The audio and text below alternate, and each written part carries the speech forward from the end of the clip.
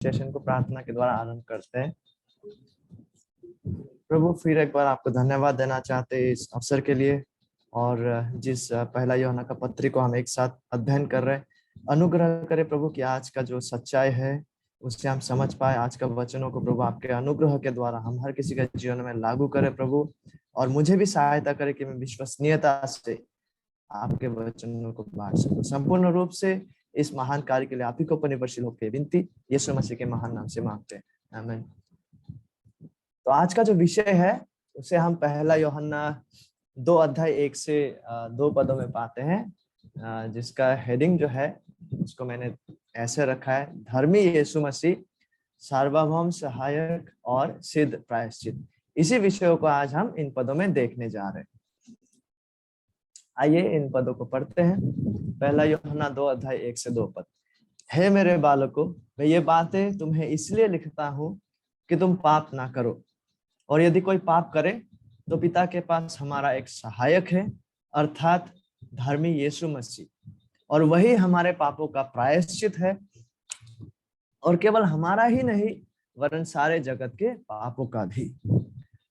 तो आज के मैसेज के लिए मैंने सिंपल 3 आउटलाइन रूपरेखाओं को रखे हैं इन पदों को समझने के लिए। सबसे पहले हम देखेंगे पाप और प्रलोभन के ऊपर विजय प्राप्त करने के विषय में, जिसे हम पहला यूहन्ना 2 अध्याय 1 पद के पहले हिस्से में देख पाते हैं। उसके बाद जो दूसरा विषय है वो है सार्वभौम सहायक के विषय में, जिसे हम पहला यूहन्ना 2 अध्याय के पहला पद के दूसरे भाग में देख पाते हैं। उसके बाद सिद्ध प्रायश्चित, जिसे हम पहला यूहन्ना 2 अध्याय 2 पद में देख पाते हैं। तो आइए आरंभ करते हैं। देखिए, इसलिए कि कोई ऐसा ना सोच बैठे कि हमारे पापों को मान लेने के द्वारा हमें क्षमा मिलता है, क्योंकि यूहन्ना ये बातों को लिखते हैं पहला यूहन्ना 1 अध्याय में, और हमें शुद्ध भी किया जाता है। कोई ऐसा ना सोचे कि इसलिए हम अपने पापों को हल्के में ले ले। बजाय इसके यूहन्ना पाप को बढ़ावा नहीं दे रहा है, वरन पाप ना करने का या पाप को रोकने का बात को वो कर रहा है। कोई ऐसा ना सोच ले कि जब यूहन्ना कहता है कि हम जब पापों को मान लेते हैं, हमारा पापों को क्षमा किया जाता है और हमारा सारा अधर्म से सब अधर्म से हमें शुद्ध किया जाता है, वाह, इसका मतलब हम अपने पापों को हल्के में ले सकते हैं। ताकि कोई व्यक्ति इस तरह ना सोचे, बजाय इसके यूहन्ना पाप को बढ़ावा नहीं लेकिन पाप को रोकने का और पाप ना करने का बात को कर रहा है। और विश्वासियों में निवास करने वाला पाप, इनड्वेलिंग सिन जिसे हम कहते हैं, को लेकर आप यूहन्ना जो है अधिक विवरण को दे रहा है। वो कहते हैं पहला यूहन्ना 2 अध्याय 1 पद में हम अभी भी पढ़े हैं, हे मेरे बालकों, मैं ये बातें तुम्हें इसलिए लिखता हूँ कि तुम पाप ना करो, और यदि कोई पाप करे। देखिए यहाँ पे 2 बातों को वो कर रहा है, ऑपोजिट बातें। पहले वो कह रहा है तुम पाप ना करो, और दूसरी में वो कह रहा है यदि कोई पाप करे। एक तरफ वो कह रहा है पाप ना करने का बात, और दूसरी तरफ एक ही पद में वो पाप ना करने का बात और साथ ही साथ पाप यदि कोई पाप करे, ये बातों को रख रहा है। तो ये 2 वास्तविकताएं जो है ना, उसको संतुलन में बनाए रखना अत्यंत जरूरी है। ये दोनों बातें जो है, पाप ना करने को और यदि कोई पाप करे, ये दोनों बातों को, ये दोनों वास्तविकताओं को संतुलन, इन बैलेंस में रखना, बैलेंस में बनाए रखना बहुत जरूरी है, अत्यंत जरूरी है। क्यों?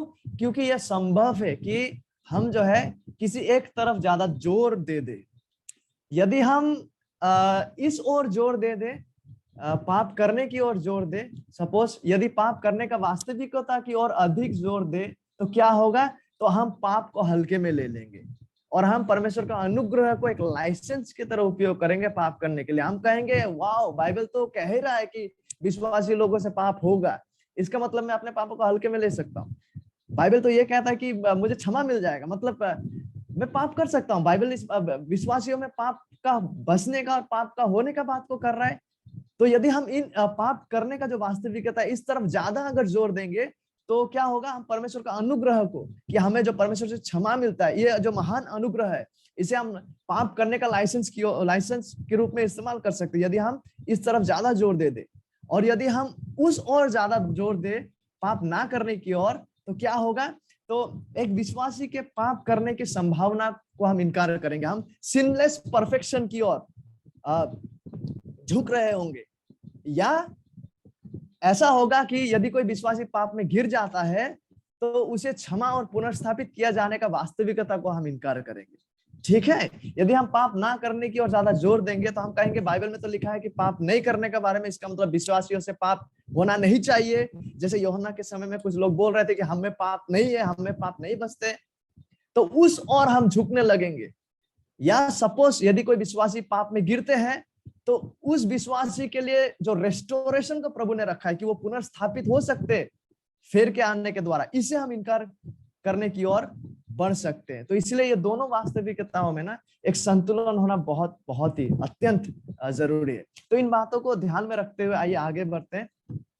पाप और प्रलोभन के ऊपर विजय प्राप्त करने के विषय को हम देखते हैं। पहला यूहन्ना 2 अध्याय 1 पद के पहले हिस्से में लिखा हुआ है, हे मेरे बालकों, मैं ये बातें तुम्हें इसलिए लिखता हूं कि तुम पाप ना करो। हे मेरे बालकों, यूहन्ना कह रहा है, पॉजेसिव प्रोनाउन का वो यूज कर रहे हैं यहाँ पे। इस बात से यह इंगित होता है या इस बात से ये पता चलता है कि यूहन्ना यहाँ विश्वासियों को संबोधित कर रहा है। वो कह रहा है कि मेरे बालकों, उनके शारीरिक बालक नहीं लेकिन जो आत्मिक संतान है, जो आत्मिक रूप से विश्वासी है, उनको संबोधित किया जा रहा है। और साथ ही साथ यहाँ से ये पता चलता है कि यूहन्ना जो है वो काफी बुढ़ापे के समय में पहुंच गए थे उम्र की ओर से। और साथ ही साथ जब यूहन्ना हे मेरे बालकों बात का जिक्र करता है, इससे यह पता चलता है कि यूहन्ना का इन विश्वासियों का जो घनिष्ठ संबंध और संपर्क रहा, जिनको वो ये पत्री को लिख रहा है। और आगे यूहन्ना कहता है, मैं ये बातें तुम्हें इसलिए लिखता हूं कि तुम पाप ना करो। यूहन्ना के पत्री में इन बातों को लिखना, विशेष करके जब यूहन्ना कहता है कि उसके पुत्र यीशु का लहू हमें सब पाप से शुद्ध करता है। जब यूहन्ना यहाँ कह रहा है मैं ये बातें तुम्हें इसलिए लिखता हूँ, ठीक है, कि तुम पाप ना करो, तो ये बातें जो है विशेषकर जिन बातों को यूहन्ना पहला यूहन्ना 1 अध्याय 7, 8, 9 इन पदों में लिखते हैं, उसका उद्देश्य क्या है। जब यूहन्ना कहता है उसके पुत्र यीशु का लहू हमें सब पापों से शुद्ध करता है, और 9वें पद में जब वो कहते हैं यदि हम अपने पापों को मान ले तो वह हमारे पापों को क्षमा करने और हमें सब अधर्म से शुद्ध करने में विश्वास योग्य और धर्मी है। जब यूहन्ना इन तमाम बातों को लिख रहा होता है, विशेषकर यहाँ पे पहला यूहन्ना 1 अध्याय में इन सारा बातों को, किस उद्देश्य से वो इन बातों को लिख रहा है? इस सत्य को लिखने का उद्देश्य यह नहीं कि उसके बालक लोग जो है वो पाप को हल्के में ले कि हमारा पाप को शुद्ध किया जा रहा है इसका मतलब हम पाप को हल्के में ले ना। यूहन्ना इन बातों को इसलिए नहीं लिख रहा है कि हम अपने पापों को हल्के में ले और पाप करते जाए ना, वरन यूहन्ना इन बातों को इसलिए लिख रहा है ताकि वे लोग पाप ना करे। समान रूप के बातों को हम रोमियो में भी देख पाते। जब पौलुस रोमियो 6 अध्याय 1-2 पदों में कहता है, तो हम क्या कहे, क्या हम पाप करते रहे कि अनुग्रह बहुत हो? कदापि नहीं। पौलुस कहते हैं हम जब पाप के लिए मर गए तो फिर आगे को उसमें कैसे जीवन बिताए। और नया नियम में यह स्पष्ट किया गया है कि सच्चा विश्वासी लोग अब पाप के दास ना रहे। हम जो यीशु में सच्चा विश्वासी, हम पाप के दास अब ना रहे, वरन हम धार्मिकता के दास है। और हमें आत्मिक माध्यम और आत्मिक साधनों को दिया गया है कि हम पाप के ऊपर विजय प्राप्त कर सके। रोमियो 6 अध्याय 12 से 14 पदों में सुनिए पौलुस क्या कहता है, इसलिए पाप तुम्हारे नश्वर शरीर में राज्य ना करे कि तुम उसके लालसाओं के अधीन रहो, और न अपने अंगों को अधर्म के हथियार होने के लिए पाप को सौंपो, पर अपने आप को मरे हुओं में से जी उठा हुआ जानकर परमेश्वर को सौंपो, और अपने अंगों को धार्मिकता के हथियार होने के लिए परमेश्वर को सौंपो। तब तुम पर पाप की प्रभुता ना होगी, क्योंकि तुम व्यवस्था के अधीन नहीं वरन अनुग्रह के अधीन हो। पहला यूहन्ना के पत्री का 2 अध्याय के आरंभ में ही यूहन्ना कहते हैं कि वह इन बातों को, इन तमाम बातों को एक उद्देश्य से लिख रहा है। इसलिए लिख रहा है कि विश्वासी लोग पाप ना करे। यूहन्ना उन्हें उत्साह कर रहा है पवित्रता में बढ़ते जाने के लिए, क्योंकि वे लोग, विश्वासी लोग, नया जन्म प्राप्त लोग हैं और परमेश्वर के पवित्र आत्मा उनमें बसते हैं। और जिनको यानी कि विश्वासियों को पाप में जीवन जीने का स्थिति और पाप का अभ्यास करने का स्थिति से उद्धार किया गया है। ठीक है, विश्वासियों को पाप में जीवन जीने वो जो स्टेट है उससे उद्धार किया गया है, और पाप का अभ्यास करने का जो स्थिति है जो एक अपरिवर्तित लोग में होता है उस स्थिति से हमें उद्धार किया गया है। पहला यूहन्ना का 2 अध्याय से ही हम इन बातों को समझ पा रहे हैं। यूहन्ना के बातों के द्वारा जो सच्चा विश्वासी है वह वे है जिनको पापों से क्षमा और शुद्ध किया गया है, लेकिन साथ ही साथ वे इस जीवन में पाप का उपस्थिति और शक्ति को भी दैनंदिन जीवन में वो अनुभव करते हैं। पाप का साथ जो संघर्ष और तनाव है और अपने जीवन में बचा हुआ जो इंडवेलिंग सिन है, बचा हुआ पापों को मान लेने के लिए भी इच्छुक है। हमें वो इच्छा रहता है और हम पापों को मान भी लेते हैं, और पवित्र आत्मा द्वारा दिया गया नया जीवन और पवित्र आत्मा में निर्भरशील होकर पाप और प्रलोभन पर हम विजय भी पाते हैं। एक सच्चा विश्वासी पाप और प्रलोभन के ऊपर विजय भी पाते हैं पवित्र आत्मा के ऊपर निर्भरशील होने के द्वारा। This is true my dear friends. यदि कोई कहे कि वो 10 साल 15 साल से विश्वासी है लेकिन उन्होंने अभी तक किसी उसके जीवन में किसी एक पाप के ऊपर भी विजय प्राप्त नहीं किया है प्रैक्टिकली, व्यवहारिक रूप से, तो ये बहुत बड़ा एक प्रश्न चिन्ह है। बिकॉज एक सच्चा विश्वासी को पाप में जीवन जीने और पाप का अभ्यास करने का स्थिति से उद्धार किया गया। That is what John is going to argue in पहला यूहन्ना 1 अध्याय 3 अध्याय में। पहला यूहन्ना 3 अध्याय में जब हम प्रवेश करेंगे इन्हीं बातों का वो तर्क करने जा रहा है फिर से यूहन्ना। ठीक है, तो एक सच्चा विश्वासी जो है, क्योंकि उन्हें नया जीवन दिया गया है परमेश्वर के द्वारा, क्योंकि परमेश्वर का पवित्र आत्मा हम में बसते हैं, हम उन्हीं के ऊपर निर्भरशील होकर पाप और प्रलोभन पर विजय भी पाते हैं। Does not mean sinless perfection, लेकिन हाँ कि हमारे जीवनों में हम विजय को भी देख पाते हैं। यदि कोई कहे कि वो 10 साल से विश्वासी है, पिछले 15 साल से विश्वासी है, लेकिन उसके जीवन में अगर कभी भी एक भी पाप के ऊपर विजय व्यवहारिक रूप से ना देखा गया हो, तो ये सच में उसके उद्धार के ऊपर एक प्रश्न चिन्ह है। इसलिए यूहन्ना इन बातों को कहते हैं, हे मेरे बालकों, विश्वासियों को संबोधित करते हुए कह रहा है, मैं ये बातें तुम्हें इसलिए लिखता हूं कि तुम पाप ना करो, क्योंकि ये तुमसे संभव है। It has been made possible for you कि तुम पाप ना करो। तुम्हें वो प्रावधान दिया गया है और ये संभव है तुम्हारे लिए, और ये वास्तविक है कि तुम पाप ना करो।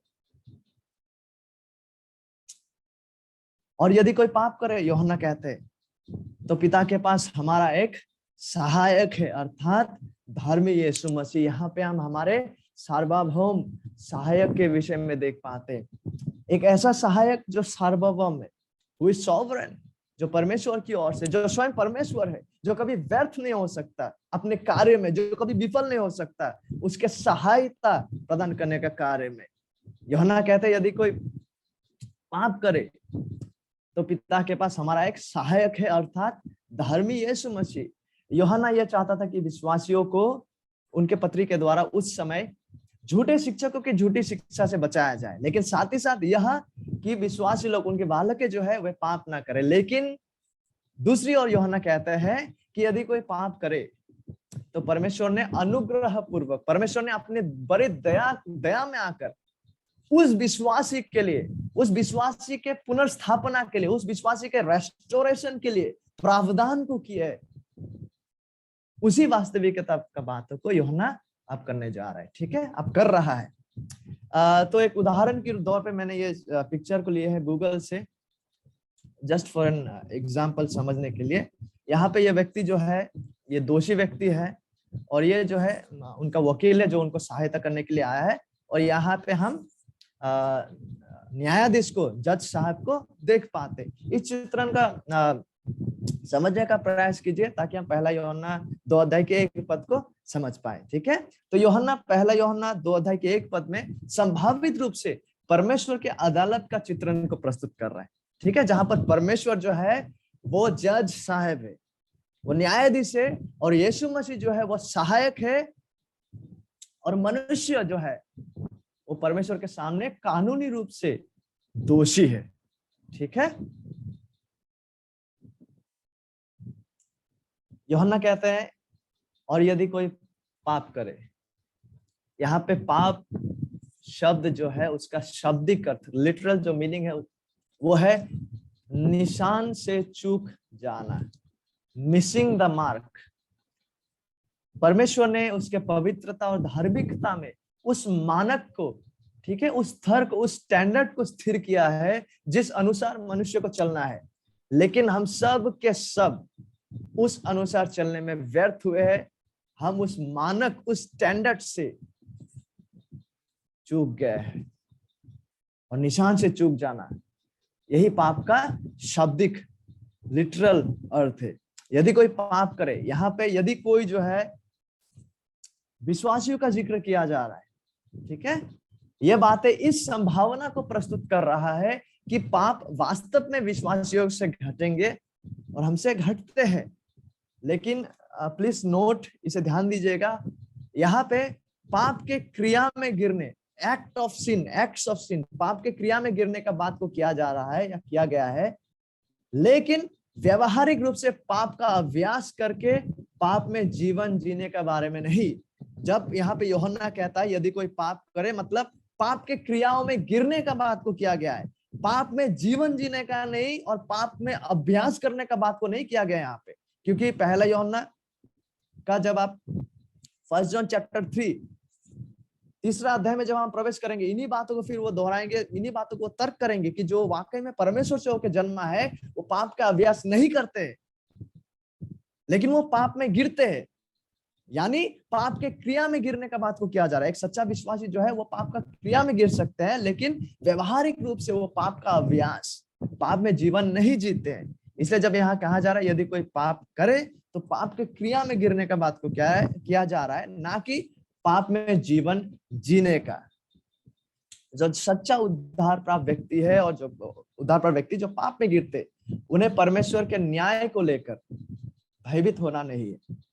ऐसा नहीं है कि परमेश्वर उनका न्याय करके नरक में उन्हें डाल देंगे, वरन परमेश्वर ने अपने बड़ा दया में होकर विश्वासियों के लिए प्रावधान को लाए हैं। और यूहन्ना उन्हीं बातों को यहाँ कर रहा है। वो कहता है कि यदि कोई पाप करे तो पिता के पास हमारा एक सहायक है, अर्थात धर्मी यीशु मसीह।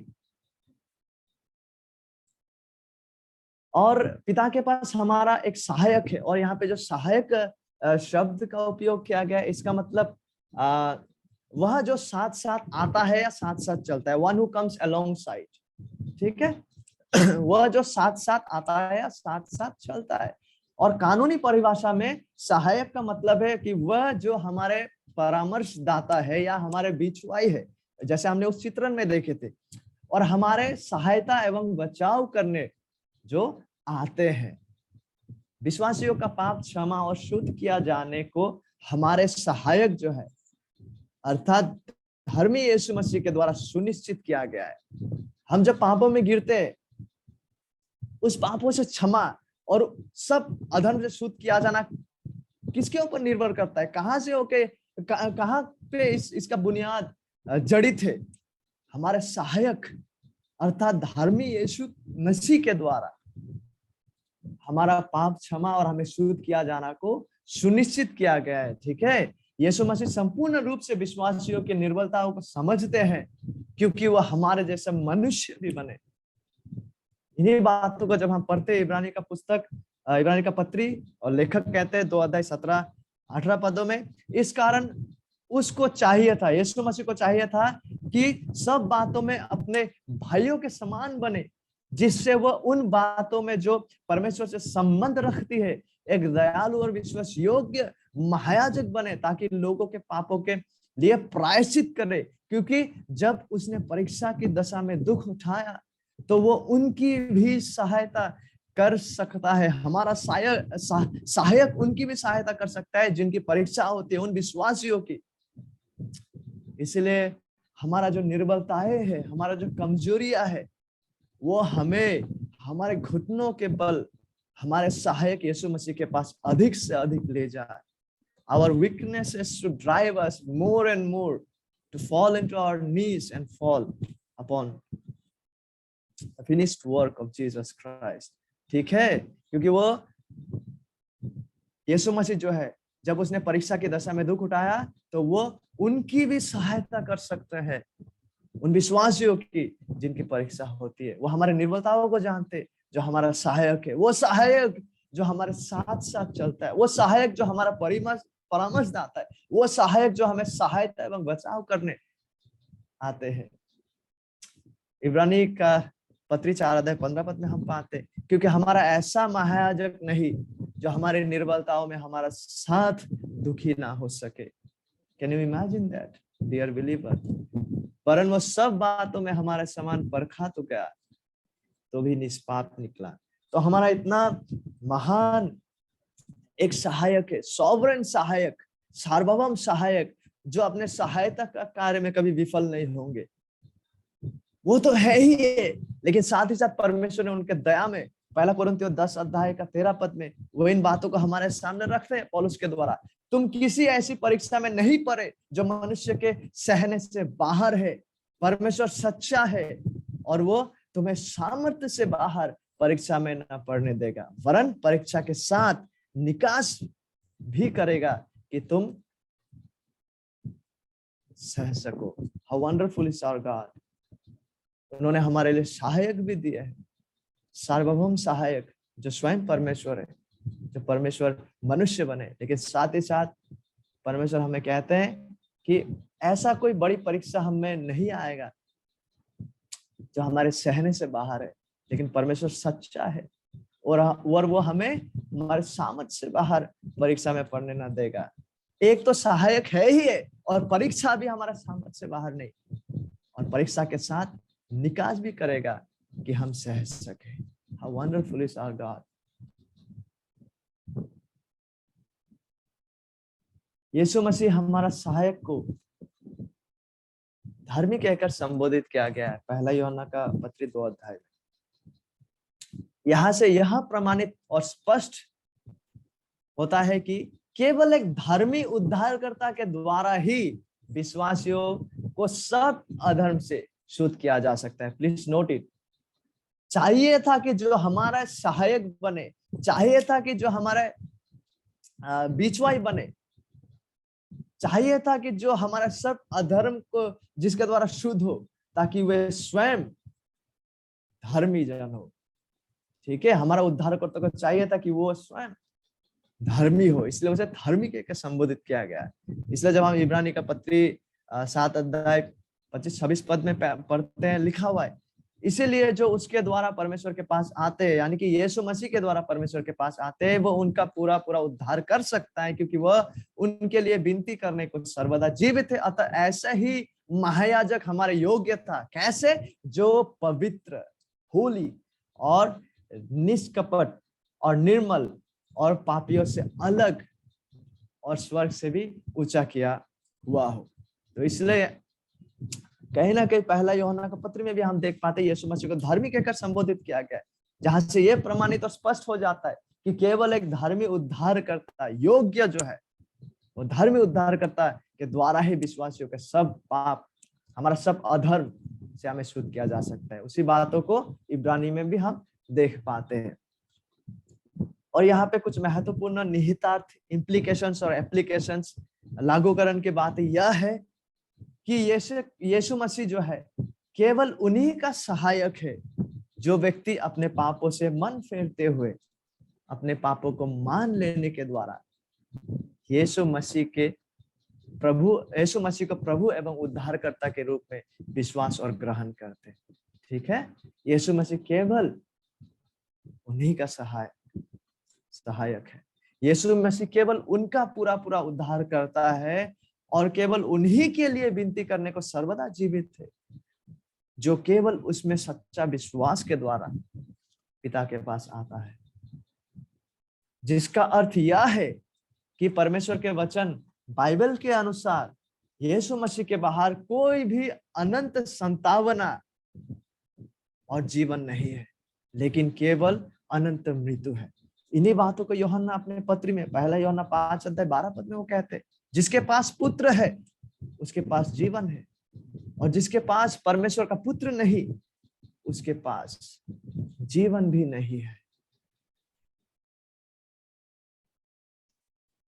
और आगे 1 यूहन्ना का पत्री 2 अध्याय 2 पद में यूहन्ना कहते हैं, और वही यीशु मसीह को, धर्मी यीशु मसीह की बातों को जिक्र करते हुए, और वही हमारे पापों का प्रायश्चित, और केवल हमारा ही नहीं वरन सारे जगत के पापों का भी। यहाँ पे हम सिद्ध प्रायश्चित के विषय में देख पाते हैं, और वही हमारे पापों का प्रायश्चित है। वो हमारा धार्मिक सहायक है। यीशु मसीह हमारा धार्मिक सहायक है क्योंकि वह हमारा प्रायश्चित भी है। इन दोनों बातों में एक अटूट संबंध को हम यहाँ देख पाते हैं जब हम पहले यूहन्ना 2 अध्याय 1-2 पद को पढ़ते हैं। हमारा सहायक यह अपील नहीं करता, ठीक है, हम इसको गौर से और ध्यान से समझने का कोशिश करते हैं। हमारा सहायक जो है यीशु मसीह, यह अपील और विनती नहीं करता कि विश्वासी लोग जो है, हम लोग निर्दोष है। वह हमारे पाप और अधर्म और अपराध को जानता है और मानता है। He knows that sin indwells us. He knows that we were born in sin. वो जानते हैं कि हम पाप माँ के गर्भ में जब थे तभी पापी स्थिति में थे। इसलिए जब वो अपील कर रहा होता है, जब हमारा सहायक एक वकील की तरह हमारा सहायता करने आते हैं, वो यह विनती बिल्कुल भी नहीं करता कि हम निर्दोष है, हम अपने में निर्दोष है, वरन हमें निर्दोष ठहराने के लिए वह जो है, जो हमारा सहायक है, वो उसके अपने क्रूस पर किया गया समाप्त कार्य के आधार के रूप में उनके समाप्त कार्य को प्रस्तुत करते हैं। Are we getting it? वो जब हमारे लिए अपील करता है और हमें निर्दोष ठहराते हैं, और वो जब हमारे लिए विनती करता है, वो इस आधार पे विनती नहीं करता है कि हम निर्दोष है, नहीं, वो जानते हैं कि हम अधर्म में, हम पाप में होके जन्मे हैं। तो किस बेसिस में वो हमारे लिए विनती और अपील करता है हमें निर्दोष ठहराने के लिए? वो उसके किया गया प्रायश्चित का कार्य, वो उसके किया गया समाप्त कार्य के आधार पे वो इस अपील को करते हैं। बिकॉज हमारे लिए जो प्रायश्चित था उसने उसे चुकाया है। He finished it. He made the payment. And upon his finished work, उसके समाप्त कार्य के बुनियाद पर वो हमारा सहायक है। उसके समाप्त कार्य के बुनियाद पर वो हमारे लिए विनती और अपील करते कि पिता के सामने कि इस विश्वासी के लिए मैंने मूल्य चुकाया है और मैंने मेरे धार्मिकता को उसे दिया है। अतः on the basis of the finished work of Christ, Masih के समाप्त कार्य के बुनियाद पर हमें धर्मी ठहराया जाता है, हम निर्दोष ठहरते, और उसी के समाप्त कार्य के बुनियाद पर वो हमारे लिए विनती और अपील करते हैं। ठीक है, और इसीलिए वो हमारा धार्मिक सहायक है क्योंकि वो हमारा प्रायश्चित भी है, क्योंकि वो हमारे लिए मारा गया है, और उसके मारा जाने के बुनियाद पर ही वो इस अपील को कर पा रहे। इसलिए नहीं कि हम अपने से निर्दोष थे ना, परमेश्वर के अदालत में कोई भी निर्दोष नहीं है, कानूनी रूप से हम दोषी है। तो यीशु मसीह जब सामने आते हैं हमारा सहायता करने के लिए, हमें निर्दोष ठहराने के लिए, वो उसके किया गया समाप्त कार्य के बुनियाद पर, जहां पे उसने हमारे पापों का प्रायश्चित को उसने चुकाया, उस बेसिस, उस बुनियाद पर हमें निर्दोष ठहराते हैं, और उसी बुनियाद पर वो अपील करते जाते, विनती करते जाते हैं हमारे लिए। यीशु का मारा जाने के द्वारा संपूर्ण किया गया प्रायश्चित का कार्य ईसाई विश्वास जो है, हमारा मसीही विश्वास, क्रिश्चियन फेथ का बुनियादी शिक्षण और सिद्धांत है। इसे समझना बहुत ही जरूरी है। ठीक है, इस सत्य को सटीक रीति से समझकर ग्रहण करना उद्धार और पवित्रता में बढ़ने के लिए अति अति अति आवश्यक है। It's very very important. तो प्रायश्चित शब्द का अर्थ है तुष्टि या संतुष्ट करना। ठीक है, प्रायश्चित जो शब्द का अर्थ है सैटिस्फैक्शन, तुष्टि या संतुष्ट करना। यीशु का क्रूस पर आत्म बलिदान मृत्यु ने परमेश्वर का पवित्र क्रोध और न्याय के मांगों को संतुष्ट किया। अतः विश्वासियों के पापों के विरुद्ध परमेश्वर का पवित्र क्रोध को शांत किया यीशु मसीह का आत्म बलिदान या मृत्यु ने, क्योंकि यीशु मसीह का आत्म बलिदान या मृत्यु ने परमेश्वर का जो है पवित्र क्रोध और न्याय के मांगों को उन्होंने संतुष्ट किया। प्रायश्चित की आवश्यकता अब क्यों पड़ा? कुछ कुछ लोगों का ऐसा मानना है कि परमेश्वर क्रोधी परमेश्वर है, is just God who gets angry. बात वो नहीं है। शास्त्र का परमेश्वर ऐसा परमेश्वर नहीं है कि जो केवल गुस्सा करता है, जो केवल क्रोधी है, ना ना, बिल्कुल भी नहीं। प्रायश्चित की आवश्यकता, यीशु मसीह को पिता का न्याय को संतुष्ट करने का आवश्यकता है, इसलिए पड़ा क्योंकि पाप की वास्तविकता की वजह से, और साथ ही साथ केवल परमेश्वर का क्रोध के गुण के वजह से नहीं, लेकिन परमेश्वर के गुणों के वजह से, परमेश्वर के गुणों के वजह से। ठीक है,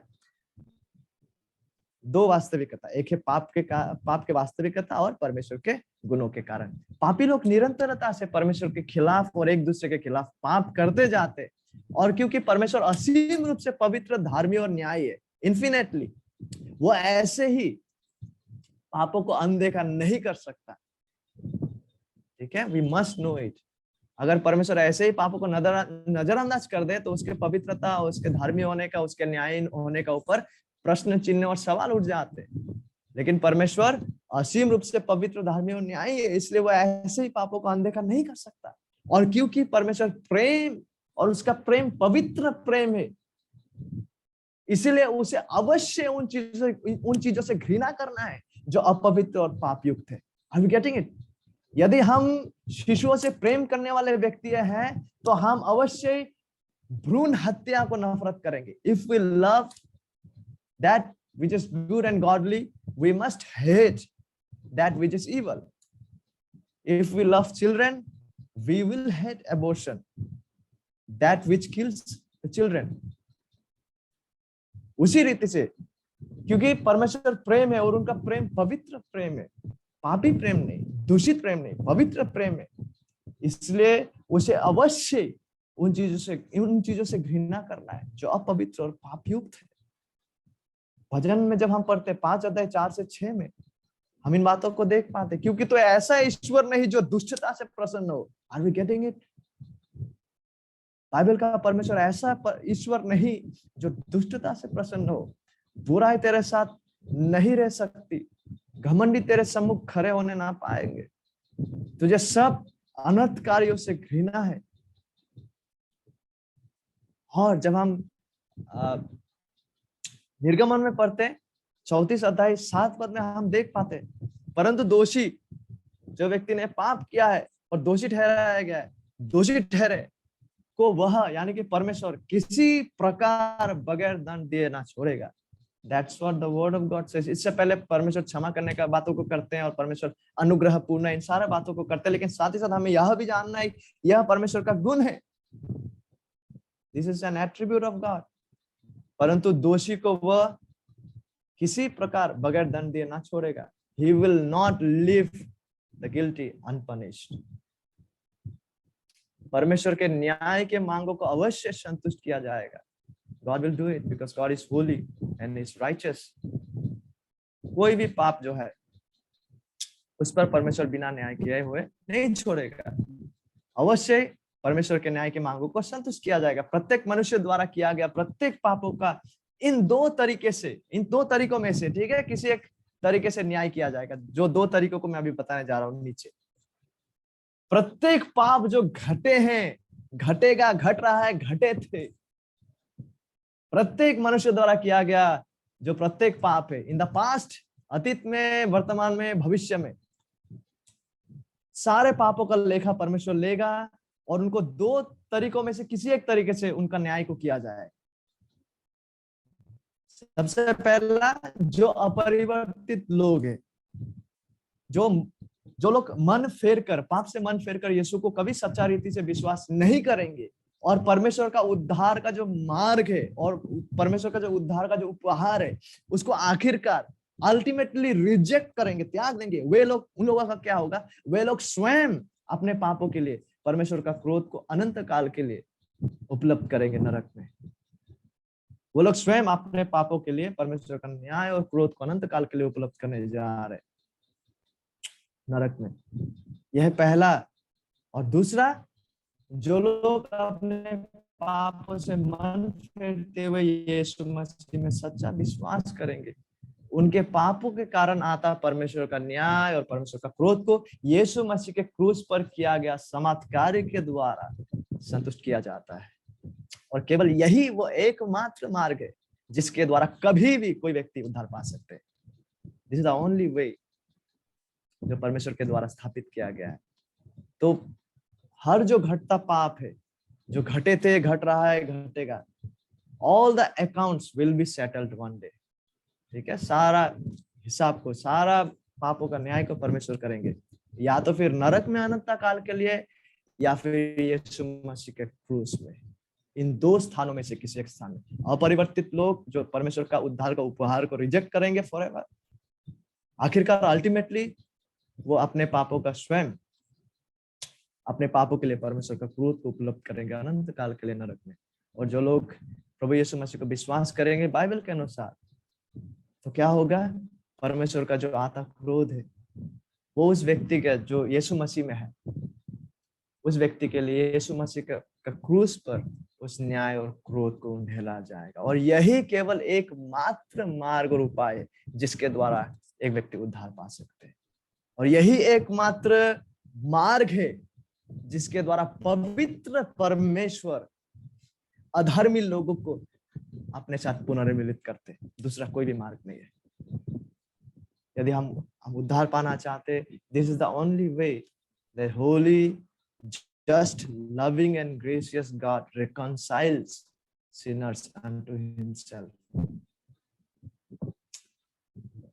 अयोग्य पापियों का उद्धार के लिए अपने एकलौता पुत्र को प्रायश्चित प्रदान करने को भेजना परमेश्वर के दया और प्रेम में निहित है। ठीक है, परमेश्वर अपने प्रेम में होकर, अपने दया में होकर, उन्होंने अपने एकलौता पुत्र को इस संसार में, इस पृथ्वी में भेजा, ताकि उसके पुत्र यीशु मसीह अयोग्य पापियों का उद्धार के लिए प्रायश्चित को प्रदान करे। ठीक है, यह परमेश्वर का दया, उनका बड़ा प्रेम में निहित है। इसलिए जब हम पहला यूहन्ना का 4:10 को पढ़ते हैं, यूहन्ना कहते हैं प्रेम इसमें नहीं कि हमने परमेश्वर से प्रेम किया, पर इसमें है कि उसने हमसे प्रेम किया और हमारे पापों के प्रायश्चित के लिए अपने पुत्र को भेजा। Out of that love, out of that loving kindness, परमेश्वर ने अपने पुत्र को भेजा हमारे पापों के प्रायश्चित के लिए। तो अपने पवित्रता और धार्मिकता में परमेश्वर को हर पापियों के खिलाफ न्याय करना ही है, बिकॉज़ ये परमेश्वर का गुण है। लेकिन अपने प्रेम एवं दया और अनुग्रह में होकर परमेश्वर ने अपने एकलौता पुत्र यीशु को भेजा, जिन्होंने हमारे स्थान पर, जो यीशु मसीह पर सच्चा विश्वास करते हैं और करेंगे, हमारे स्थान पर परमेश्वर का उस पवित्र क्रोध और न्याय को सहा। यह परमेश्वर का प्रेम है। एक तरफ उनके धार्मिकता और उनके पवित्रता में परमेश्वर ही condemns all man, and at the same time out of his love, उनके प्रेम और दया में होकर अपने लोगों के लिए, जो लोग यीशु को विश्वास करने जा रहे हैं, उनके लिए परमेश्वर ने अपने एकलौता पुत्र को भेजा, जो उस क्रूस पे मारा जाते समय अपने लोगों के लिए, वो सारे लोग जो यीशु पे विश्वास करने जा रहे हैं, उनके तरफ से यीशु मसीह ने परमेश्वर का उस न्याय को अपने ऊपर ले लिया। उसने उस न्याय और क्रोध को सहा और हमारा सिद्ध प्रायश्चित एवं धर्मी सहायक वह बन गया है। और वही हमारे पापों का प्रायश्चित है, और केवल हमारा ही नहीं वरन सारे जगत के पापों का भी। केवल हमारा ही नहीं, सारे जगत के पापों का भी। तो यहाँ पे थोड़ा कठिन डॉक्ट्रिन आ जाते हैं, और केवल हमारा ही नहीं, लेकिन यूहन्ना कहता है वरन सारे जगत के पापों का भी। तो व्हाट इज दिस सारे जगत? क्या यीशु मसीह सारे समय के सारे लोगों के पापों के लिए मारा गया और सारे समय के, सारे काल के सारे लोगों का प्रायश्चित को प्रदान किया? या व्हाट डज जॉन मीन जब वो कहता है कि यीशु मसीह केवल हमारा प्रायश्चित नहीं वरन सारे जगत के पापों का भी? कि यीशु मसीह केवल हमारे पापों का प्रायश्चित नहीं, लेकिन सारे जगत के पापों का भी। सो इस सारा जगत को दो तरीके से व्याख्या किया गया है। उन दो तरीकों को आपके सामने लाऊंगा। वो दो जिस तरह से इसे व्याख्या किया गया, सबसे पहले कुछ लोग ऐसे हैं जो कहते हैं सारा जगत को ऐसा व्याख्या करते हैं कि यीशु सभी के लिए, मतलब all people of all times, all without exception, सबके लिए बिना किसी अपवाद के, सारे काल के सारे लोगों के लिए प्रायश्चित को प्रदान किया। लेकिन यह जो व्याख्या है, यह जो दृष्टिकोण है वो शास्त्र सम्मत नहीं है, क्योंकि शास्त्र से यह स्पष्ट है कि सभी उद्धार नहीं पाएंगे। यदि यीशु सबके लिए मारा जाता और यीशु मसीह का, क्योंकि यीशु मसीह का समाप्त कार्य में वो सामर्थ्य है, और अगर वो सबके लिए मारा गया होता तो सारे लोग उद्धार पाते। लेकिन क्योंकि सारे लोग उद्धार नहीं पाएंगे, ये शास्त्र से हमें दिखाई देता है। जब हम फॉर एग्जाम्पल मत्ती 7:13 पढ़ते हैं, ऐसा लोग है जो चौड़ा मार्ग पे चल रहा है और विनाश में प्रवेश करेंगे। प्रकाशित वाक्य 21:28 पद में हम देख पाते हैं कि लोग है जो नरक में फेंका जाएंगे। ठीक है, सो जहां से यह प्रतीत होता है कि यीशु मसीह सारे लोगों का सारे पापों के लिए नहीं मारा है। तो इसलिए यह जो व्याख्या है, ये कहीं ना कहीं ये बाइबल अनुसार नहीं है, दिस इज नॉट स्क्रिप्चरल। और दूसरा जो व्याख्या है वो यह है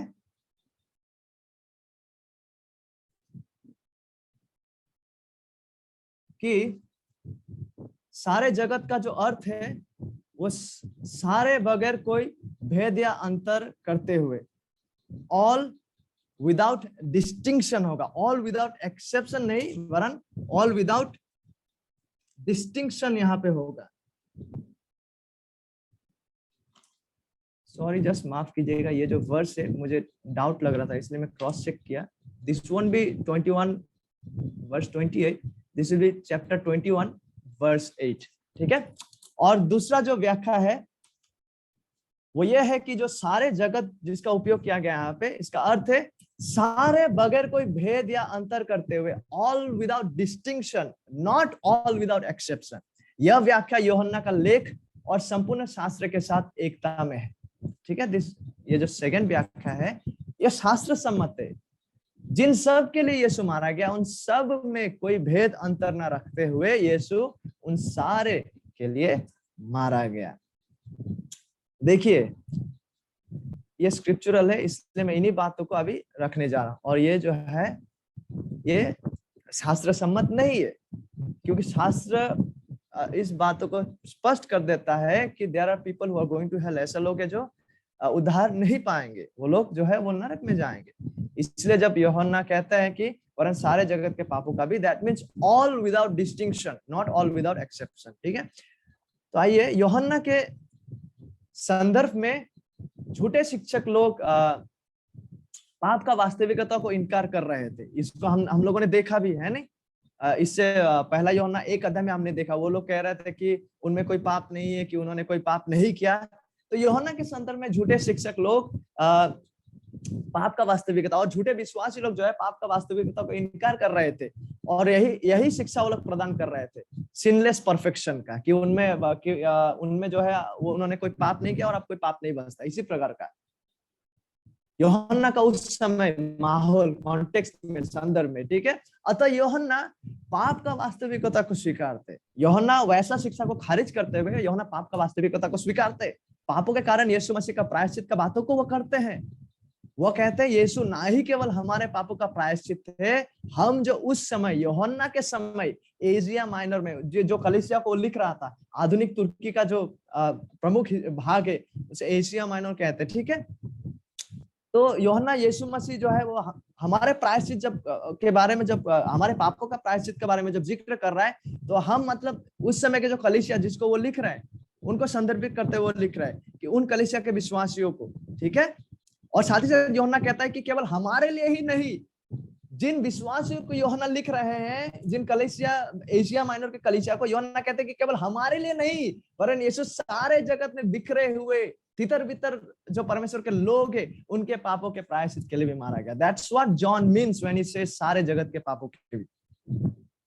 ठीक है, यूहन्ना कहना ये चाह रहा है सिंपल भाषा में, जब वो लिख रहा है एशिया माइनर तुर्की, आधुनिक आज के युग के जो तुर्की का प्रमुख क्षेत्र है, वहां के जो विश्वासियों को जब यूहन्ना लिख रहा है, वो कह रहा है, यूहन्ना पापों का वास्तविकता को स्वीकारते वो कह रहा है कि यीशु मसीह हमारे पापों का प्रायश्चित के रूप में मारा गया, लेकिन केवल हमारे लिए नहीं, केवल हमारा पापों के लिए नहीं, वरन हम लोगों को छोड़ के भी जो जगत में जो अन्य जो परमेश्वर के लोग हैं, जो बिखरे हुए परमेश्वर लोग के लोग हैं, परमेश्वर के चुने हुए लोग, उनके प्रायश्चित के लिए भी।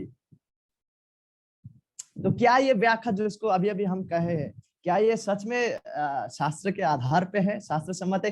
क्या यूहन्ना इसी प्रकार का बातों को कर रहा है? जब हम बाइबल स्टडी करते हैं, it is a wonderful thing. जब कहीं भी कुछ डॉक्ट्रिनल विषय में थोड़ा समझने में दिक्कत होता है, तो हमें सबसे पहले बाइबल का सहायता लेना है। इसे कहते हैं कि स्क्रिप्चर इंटरप्रेट्स इटसेल्फ, शास्त्र शास्त्र का ही व्याख्या करता है। ये हर्मेनेटिक्स, हर्मेनेटिक्स मतलब शास्त्र को व्याख्या करने का जो बुनियादी बातें है, उनमें से एक महत्वपूर्ण बात यह है कि जब हम शास्त्र को समझने के लिए कहीं कहीं कुछ कुछ पदों को जब हम पढ़ते हैं, बहुत कठिन होता है उन्हें समझने के लिए, तो क्या है उस समय हमें क्या करना है? उस समय हमें अन्य पदों का सहायता लेना है जो उसी बारे में बात कर रहा है, ताकि हम उस पद को जो थोड़ा कठिन लग रहा है उसे समझ सके दूसरे पदों का प्रकाशन में। तो हम उसी उसी वास्तविकता को, उसी चीज का भी करने जा रहे हैं। ठीक है, यूहन्ना जब जब कहता है सारे जगत, व्हाट ही मीन्स इज, यूहन्ना उस विश्वासियों को कह रहा है कि केवल हमारे पापों के प्रायश्चित के रूप में यीशु मारा नहीं गया, लेकिन साथ ही साथ जगत में जो अन्य जो छितरे वितरे परमेश्वर के लोग हैं, उनके प्रायश्चित के लिए भी। कैसे हमें ये पता चलता है? हम शास्त्र की मदद लेंगे। ठीक है, सबसे पहले हम यूहन्ना का ही लेख में जाएंगे, क्योंकि हम यूहन्ना का पत्री को स्टडी कर रहे हैं। तो यूहन्ना का सुसमाचार को यूहन्ना ने ही लिखा है। ठीक है, 11 अध्याय 51 और 52 पद को आइए पढ़ते हैं। ये बात उसने अपनी ओर से नहीं, परंतु उस वर्ष का महायाजक होकर भविष्यवाणी की कि यीशु उस जाति के लिए मरेगा, यानी कि यहूदियों के लिए कहा जा रहा है, नेशन ऑफ इजराइल, उस जाति के लिए मरेगा। और ना केवल उस जाति के लिए, इजराइल के लिए, वरन इसलिए भी कि परमेश्वर की तितर बितर संतानों के लिए भी, ठीक है, उनको भी एक कर दे। So why did Jesus die? Yuhanna क्या कहता है? यूहन्ना 11 अध्याय 51 और 52 पद में कि यीशु उस जाति के लिए मरेगा, यानी कि यहूदियों का जो जाति है, और ना केवल उस जाति के लिए, वरन इसलिए भी कि परमेश्वर की तितर बितर संतानों, जो उस जाति के नहीं है, जो उस क्षेत्र के नहीं है, उनको भी एक कर दे। इसलिए यीशु मारा गया। ठीक है, परमेश्वर के संतानों के लिए जो तितर बितर, यानी कि अन्य अन्य जगत के अन्य अन्य क्षेत्रों में है, जो केवल यहूदी नहीं, लेकिन परमेश्वर के संतान है, जो अन्य अन्य जगह से बिलोंग करते जगत के। पहला यूहन्ना 2 पद को पढ़ते हैं, और वही हमारे पापों का प्रायश्चित है, यूहन्ना कहते हैं, जिस पदों को हम अभी पढ़ रहे थे। और केवल हमारे ही नहीं, वरन सारे जगत के पापों का भी, यानी कि सारे जगत में परमेश्वर के तितर बितर संतानों का भी प्रायश्चित यीशु मसीह है। व्हेन वी, जब हम इन 2 पदों को क्रॉस रेफर करते हैं, और जब हम इनके एक दूसरे का प्रकाशन में समझने का प्रयास करते हैं कि सारे जगत क्या हो सकता है, सारे जगत में जो परमेश्वर की तितर बितर हुए संतानें हैं, उनके प्रायश्चित के लिए भी यीशु मसीह मारा गया। ऑल विदाउट डिस्टिंक्शन, बिना ये भेद करते हुए कि कौन यहूदी है कौन यूनानी है, ना, उस भेद को ना करते हुए, जो भी परमेश्वर के चुने हुए संतान है, जो तितर बितर है सारे जगत में, उनके प्रायश्चित के लिए भी यीशु मसीह मारा गया। ठीक है, दैट्स व्हाट जॉन मीन्स जब वो कहता है केवल हमारे ही नहीं। ऑब्वियसली उनके लिए तो थे ही, जो उस समय के विश्वासी लोग थे, उन पार्टिकुलर क्षेत्र से बिलोंग करते, लेकिन यूहन्ना कहता है केवल हमारे लिए नहीं, वरन परमेश्वर के तितर बितर संतानों को भी एक करने के लिए यीशु मसीह मारा गया, वरन सारे जगत के पापों का भी, मतलब सारे जगत में परमेश्वर के तितर बितर संतानें जो है, उनको भी एकत्रित करने के लिए यीशु मसीह ने उनका प्रायश्चित को प्रदान किया है।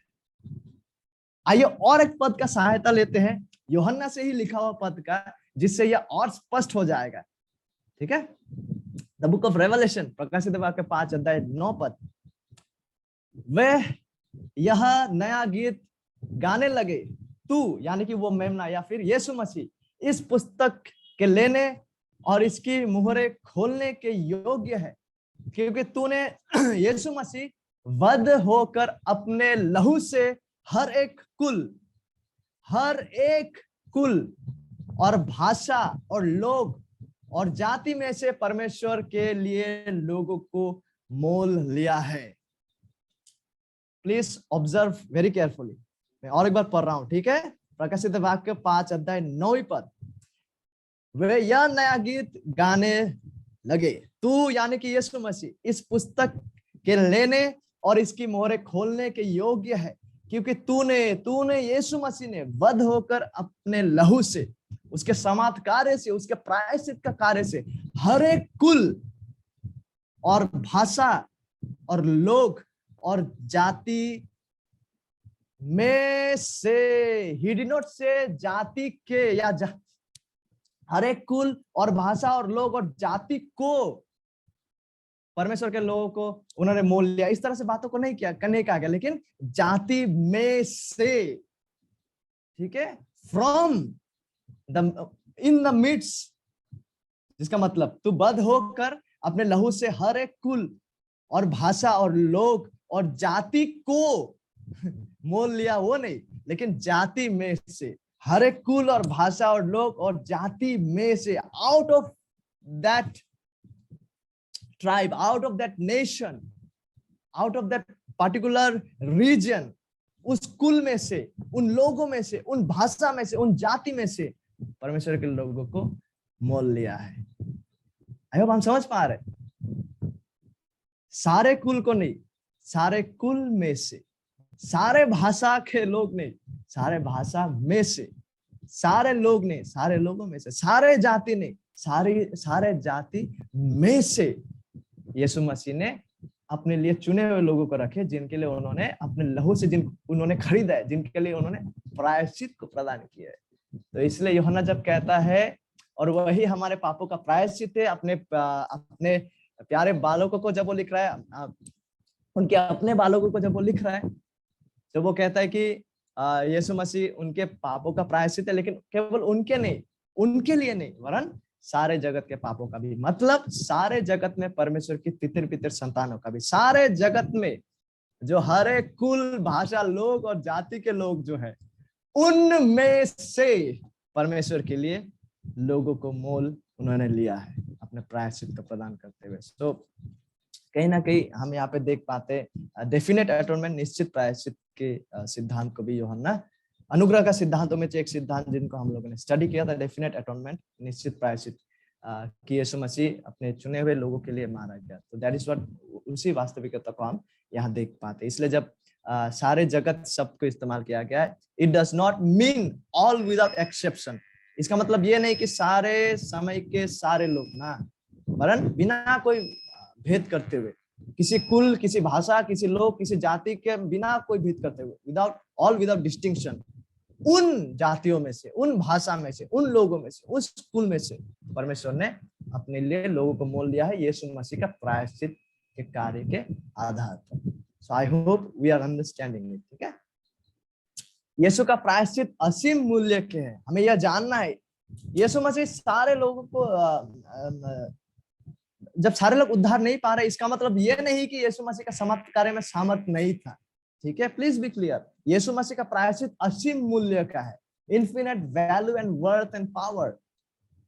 यह सभी समय के सभी लोगों को बचाने के लिए सामर्थ्य है, लेकिन यह प्रभावी केवल उन्हीं के लिए है जो यीशु मसीह पर सच्चा विश्वास करते हैं और करेंगे। यीशु मसीह का समाप्त कार्य, उसका लहू में असीम सामर्थ्य है, लेकिन यह प्रभावी, क्रियाशील केवल उन्हीं लोगों के लिए है जिनके लिए यीशु मारा गया, केवल उन्हीं के लिए है जिनके उद्देश्य से यीशु मारा गया, केवल उन्हीं के लिए है जो यीशु मसीह पर सच्चा विश्वास करते हैं और करेंगे। तो आखिरकार क्या आज हम यीशु में सच्चा विश्वास करते हैं? क्या हम यीशु में आज सच्चा विश्वास में बने हैं? यदि नहीं, तो क्या हम यीशु में सच्चा विश्वास करेंगे? कम टू क्राइस्ट, मैं आपसे अनुरोध करना चाहता हूँ, क्योंकि वही एकमात्र मार्ग है, वही हमारा एकमात्र प्रायश्चित है, एकमात्र सहायक है। क्योंकि परमेश्वर एक है और मनुष्य का और परमेश्वर के बीच में दूसरा कोई बिचवाई नहीं है, केवल एक ही है, केवल एक ही मार्ग, सत्य और जीवन है जिसके द्वारा हमें उद्धार मिलता है, जिसके द्वारा हम परमेश्वर तक पहुंचते हैं, और वो है यीशु मसीह। तो क्या आज हम यीशु मसीह में सच्चा विश्वास करते हैं?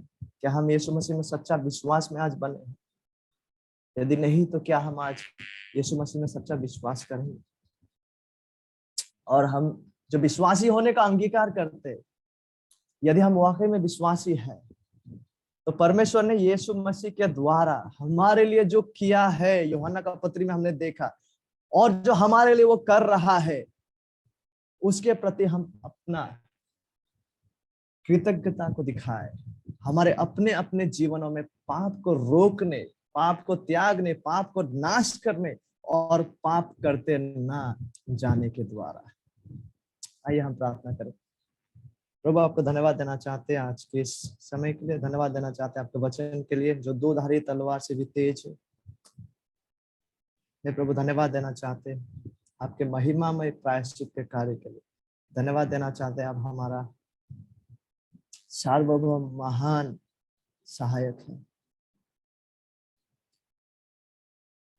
और प्रभु जो उद्धार को आपने हम लोगों को प्रदान किया है, उस उद्धार के बुनियाद पर जो जीवन को हम जी रहे हैं प्रभु अनुग्रह करें, ताकि वो जीवन के द्वारा आपको प्रशंसा मिले। So that Lord you would be pleased with our lives, ताकि हमारा जीवन यात्रा, जीवन चरित्र, सोच विचारधारा के द्वारा